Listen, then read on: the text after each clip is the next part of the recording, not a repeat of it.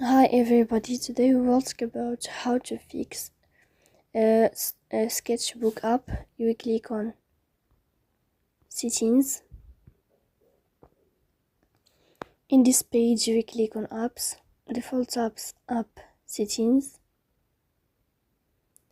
In this page you will go to above to search about sketchbook.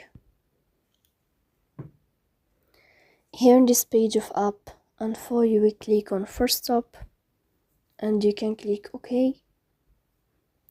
Then you will enter to storage. Here you can click clear cache. In the end you can go to Play Store. You will search about Sketchbook app and you can uninstall your app and you can install it again to fix that problem. So please don't forget to support us.